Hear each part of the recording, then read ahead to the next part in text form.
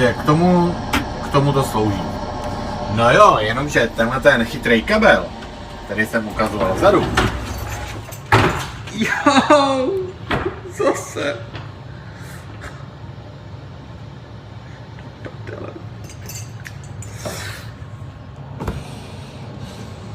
Au. A já se vždycky praštím od tohleto místo, vždycky tu šešolku, co tady mám, tu šešolku, tu plešatou. Jo, au.